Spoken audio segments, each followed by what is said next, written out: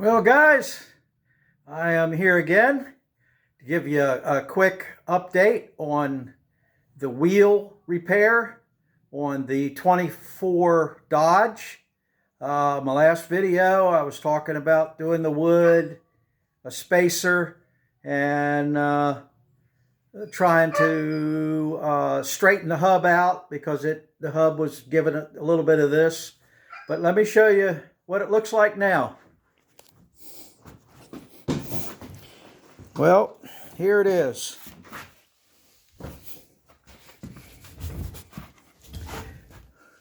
I made all new wood for it, front and on the back side. And I also made a spacer that went between the rim and the hub. It didn't have anything like that. That's about all it is a piece of sheet metal, the right thickness to take up all the air slack between the two holes.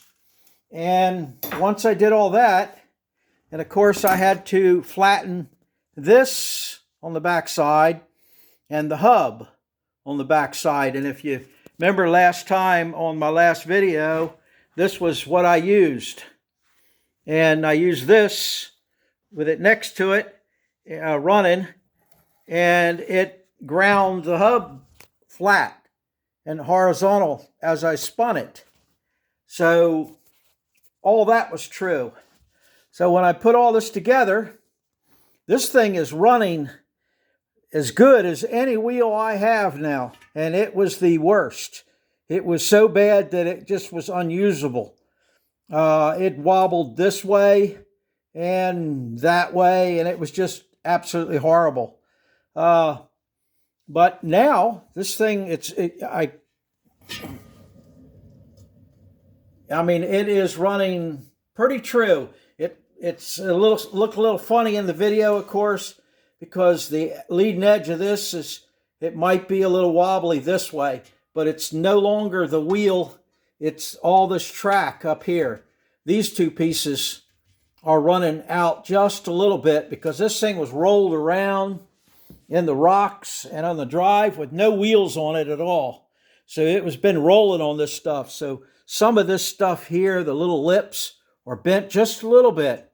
But at least the actual hub, you know, if I put a dial indicator in here, right into this area, it would run out, of course, a little bit, but nothing like it was. It's a usable wheel now without any problem at all. And it took a lot of work to get it done and get it figured out, to get it right. But I did it. So I don't have any money in it. Just some time. I got more time than I got money. So that's what we're doing. So I took all the rims, the outside rims, and of course I had to grind and weld on all these in there and then make them round. They weren't even round. They had, like when they pried them apart, they bent them in here. So it had like a 1/2 inch air gap. So I had to take all 4 rims and straighten them to the rim on the car. So that's what I did. And now it looks like I am ahead of the game because all my rims seem to fit now. And the wheel fits. And I would have made a video of me doing this, but it took me all day to do it. And it was too much off on, doing the same thing, just tweaking things a little bit. And the first one's always a learning curve. So now I know exactly what to do over here. So now I'm going to take this wheel off and take it apart. So I'd like to do a video of me doing it, but I don't want to put anybody to sleep. So you guys are just going to have to listen to me talk about how good it came out. Because I'm going to lie to you, but hey, I'll go down the road and she'll be just fine as long as I keep it under 80. All right, guys, this is all I wanted to show you, that I've got it all back together. And what I was trying to do, I think it's going to work just fine.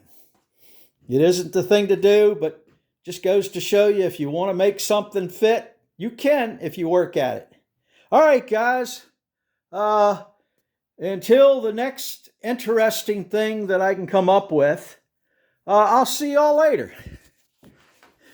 All right, guys. Bye for now.